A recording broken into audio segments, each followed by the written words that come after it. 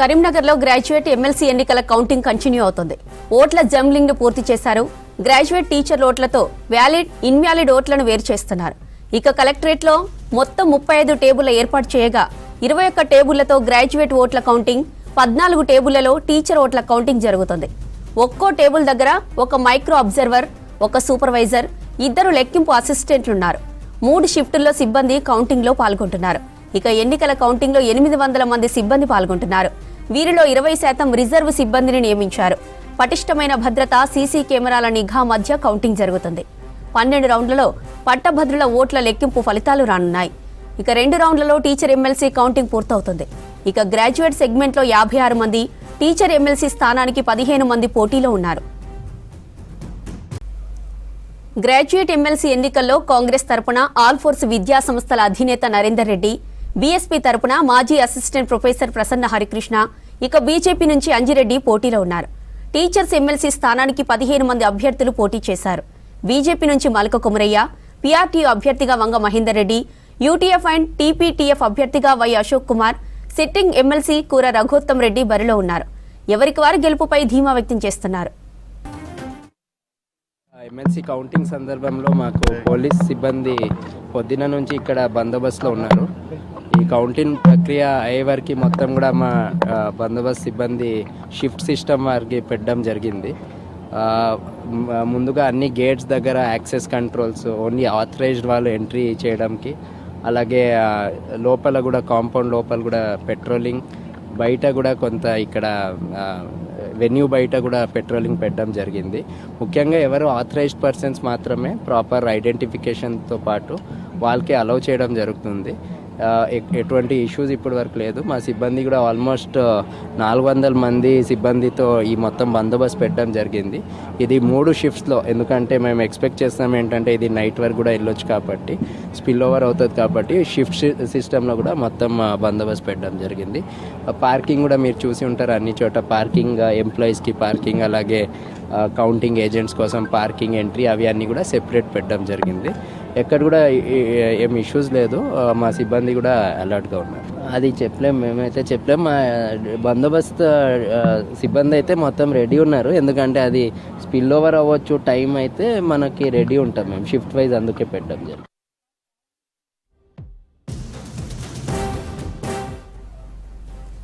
రైటికా కరీంనగర్లో 2 ఎమ్మెల్సీ ఎన్నికల కౌంటింగ్ పై మరిన్ని డీటెయిల్స్ మనకు అందించడానికి లైవ్ లో వెంకటేష్ జాయిన్ అవుతున్నారు. వెంకటేష్, ఎన్నికల కౌంటింగ్ ఎలా కొనసాగుతోంది?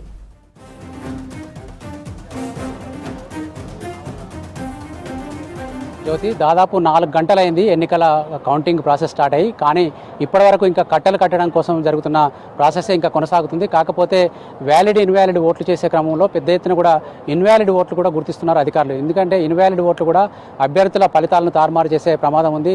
చెల్లని ఓట్లు ఏవైతే ఉన్నాయో అవి ఏ అభ్యర్థికి పడే అవకాశం ఉందో అభ్యర్థికి పడకుండా పోతాయి. దాంతో ఓట్ల ఫలితాలు కూడా తారుమారయ్యే ప్రమాదం ఉంది. ఈ క్రమంలోనే మనకు ప్రతి బ్యాలెట్ బాక్స్ నుంచి కూడా చెల్లని ఓట్లు తీసేసి 20-25 చొప్పున కట్టలు కడుతున్న ప్రాసెస్ జరుగుతూ ఉంది. దీనికి సంబంధించి ఇప్పటికే లోపలికి వెళ్ళిన కొంతమంది అభ్యర్థులు కూడా మనతో పాటున్నారు. ఆ అభ్యర్థులను కూడా మాట్లాడించి లోపల కౌంటింగ్ ప్రాసెస్ ఎట్లా జరుగుతుందో తెలుసుకుందాం. మాకు ట్రస్మా తరఫున శేఖర్రావు కూడా బరిలో ఉన్నారు, ఆయన మనతో పాటున్నారు. సార్, లోపల మీరు కౌంటింగ్ ప్రాసెస్ చూశారు కదా, ఎట్లా జరుగుతుంది సార్? ఇప్పుడు ప్రజెంట్ ఏముంది సిచ్యువేషన్? ముఖ్యంగా లోకల్ అధికారులంతా కూడా, అంటే లోపల అధికారులు కానీ యంత్రాంగం కానీ పారదర్శకంగా ఉన్నారు. ఏర్పాట్లు చాలా చక్కగా చేశారు ఆర్ఓ గారు.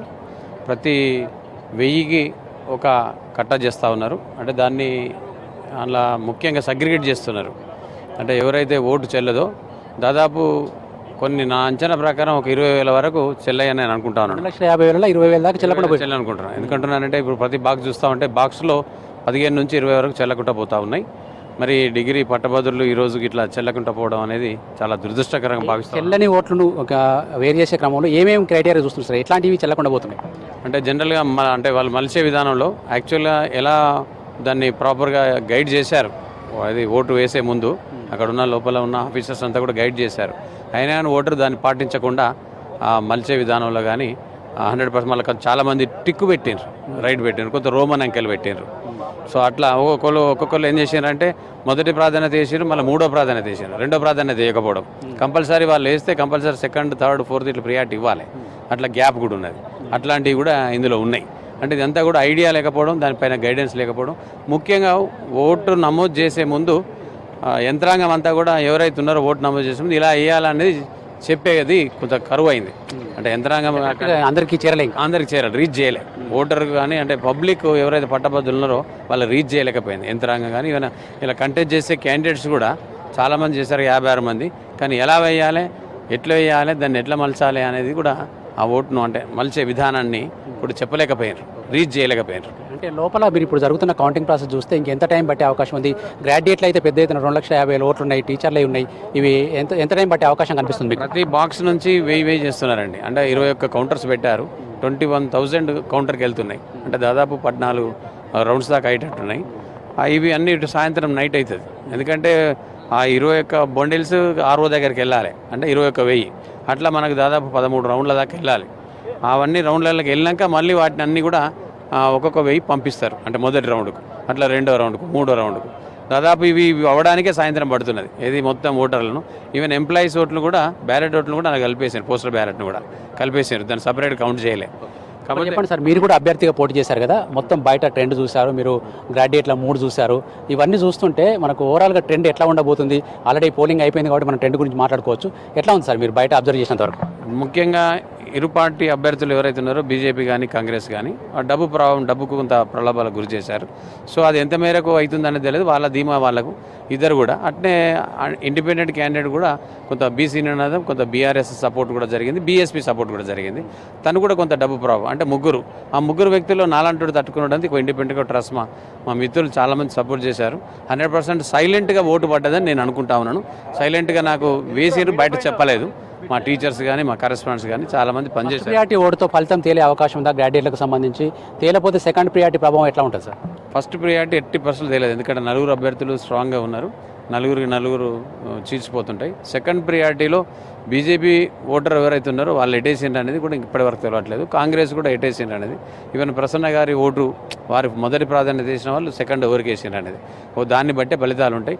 ఎవరికి వాళ్ళే అంచనా వేసుకుంటున్నారు. ప్రసన్న నరేందర్ రెడ్డి గారు కావచ్చు, అంజిరెడ్డి గారు కావచ్చు, నాకు బర్త్డే అనుకుంటున్నారు. కింద కొంతమంది ఇండిపెండెంట్లు కూడా ఉన్నారు, మిగతా 52 మంది దాకా. వాళ్ళ ఓటు కూడా వాళ్ళకు 500 తలా 500 వెయ్యి వస్తుంటాయి. కొంత రవీందర్ సింగ్ పై కూడా ఉన్నారు, వారి ఓటు కూడా ఎటుపడ్డది. వారి ఓటు కూడా సెకండ్ ఓటు ఎటు ప్రియారిటీ ఇచ్చారు అనేది దానిపైన ఉంటుంది. ఎక్కువ మంది అభ్యర్థులు ఉండడం వల్ల ఎమ్మెల్సీ ఎన్నికల మీద ఎట్లాంటి ప్రభావం ఉంటుంది అనుకుంటున్నారు?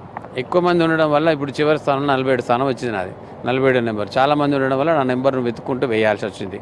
కాబట్టి ఎక్కువ మంది ఉండడం వల్ల ఎవరైతే గెలిచి, ఎవరైతే కష్టపడరో, ఎవరైతే దీని గురించి ఆవురాతులు తిరిగినారో వాళ్ళకు కొంత ఇబ్బంది పడుతున్నది. కాకపోతే ఈ టాప్ ప్రియారిటీ పార్టీల నుంచి తెచ్చుకున్న వాళ్ళకి నెంబర్ 1, నెంబర్ 2, 3 రావడం వల్ల కూడా కొంత వాళ్ళకు పేపర్ తీయగానే సెకండ్ ప్రియారిటీ వాళ్ళకి ఈజీ అయింది. అంటే వెతకడము, సెర్చ్ చేయడం.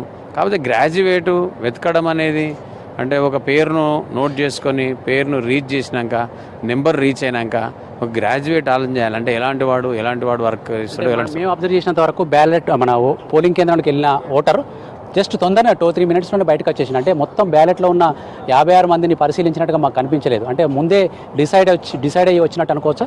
100% వాళ్ళ నెంబర్ డిసైడ్ చేసుకుని వచ్చారు. 1, 2, 3, 47 ఏదో ఒక నెంబర్ డిసైడ్ చేసుకుని వచ్చారు. కాబట్టి మొత్తం చదవాల్సిన అవసరం లేదు. ముఖ్యంగా 4-5 పేర్లే మనం చూసినాం. అది మీడియాలో కావచ్చు, ఈవెన్ ఓటర్ దగ్గర రీచ్ అవ్వడం కావచ్చు. ఒక 4-5 తిరిగినారు. ఇలా ఆ 4-5 తిరిగిన నెంబర్లు ఈజీగా వెళ్ళిపోయినాయి. 11 నెంబర్ రవీందర్ సింగ్ బై, మిగతా 1, 2, 3, తర్వాత 47. ఈ 5 నెంబర్ల మీద తిరిగినారు. కాబట్టి ఈ 5 నెంబర్ల గురించి ఓటు డైరెక్ట్ ఆలోచించి డైరెక్ట్ బాక్స్లో వెళ్ళిండు, ఓటు వేసి డైరెక్ట్గా నెంబర్ 1 రాసేసి అందులో వేసేసాడు. కాబట్టి చెల్లని ఓట్ల ప్రభావం ఎవరి మీద ఎఫెక్ట్ చూపెట్టబోతుంది?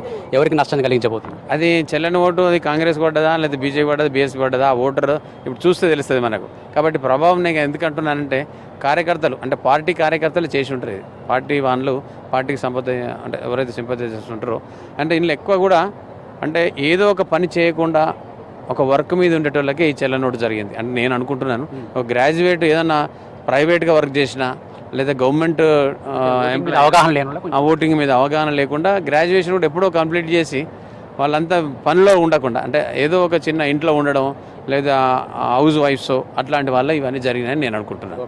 ఇది ఇది ఓవరాల్గా లోపల జరుగుతున్న కౌంటింగ్ ప్రాసెస్ స్వయంగా అభ్యర్థి శేఖరరావు పరిశీలించిన తర్వాత అక్కడ దాదాపు ప్రతి బ్యాలెట్ బాక్స్లో కూడా 20 నుంచి 30 దాకా కూడా చెల్లని ఓట్లు నమోదవుతుందని చెప్తున్నారు. చెల్లని ఓట్లు కూడా అభ్యర్థుల తలరాతలను మార్చే అవకాశం ఉంది. ఓవరాల్గానైతే మనం ముందుగా చెప్పుకున్నట్టుగా కాంగ్రెస్ అభ్యర్థి నరేందర్ రెడ్డి కావచ్చు, బీజేపీ అభ్యర్థి అంజిరెడ్డి కావచ్చు, బీఎస్పీ అభ్యర్థి ప్రసన్న హరికృష్ణ మధ్య గట్టి పోటీ జరిగిందని మనం అనుకుంటున్నాం. ఈ పోటీలో ఉన్న శేఖరరావు కూడా అదే చెప్తున్నారు. ముఖ్యంగా ఇండిపెండెంట్ల ప్రభావం కూడా చాలా ఈ ఎన్నికల మీద ప్రభావం చూపెట్టబోతుంది. ఎందుకంటే ఇండిపెండెంట్లు కూడా ఎంతో కొంత ఫస్ట్ ప్రయారిటీ ఓట్లు తీసుకుంటారు. ఆ తీసుకున్న ఫస్ట్ ప్రయారిటీ తగ్గించుకున్న ఇండిపెండెంట్లు సెకండ్ ప్రయారిటీ ఎవరికి వేశారనేది కూడా క్యారీ ఫార్వర్డ్ అవుతుంది. కాబట్టి ఆ క్యారీ ఫార్వర్డ్లో ఎవరికి వెళ్తుందో వాళ్ళు లాభపడే అవకాశం ఉంది. ఓవరాల్గా లాస్ట్ ఎలిమినేషన్ కనుక పోతే కనుక మూడో ప్లేస్లో ఉన్న అభ్యర్థి కూడా ఎలిమినేట్ అయితే చివరికి ఇద్దరు మాత్రమే మిగులుతారు. అట్లాంటి పరిస్థితి గతంలో మనం చూసాం.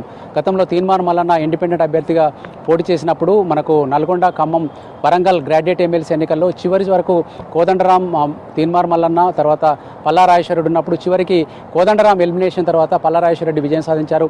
ఇక్కడ కూడా అలాంటి సీన్ రిపీట్ అవుతుందా లేదా అన్నది మనం వేచి చూడాలి. ఓవరాల్గానైతే చాలా ఓటర్లు వేసిన ఓట్లు కూడా చాలా టఫ్ అయినాయి. అంచనాలు కూడా అందకుండా ఉన్నాయి. ఓవరాల్ అంచనాలు అందకుండా ఈ కౌంటింగ్ ప్రాసెస్ జరుగుతుందని మనం అనుకోవచ్చు. ఇప్పుడున్న లెక్కింపు విధానం కనుక చూస్తే సాయంత్రం 4-5 తర్వాత మొదటి రౌండ్ ప్రారంభమయ్యే అవకాశం కనిపిస్తుంది. జ్యోతి.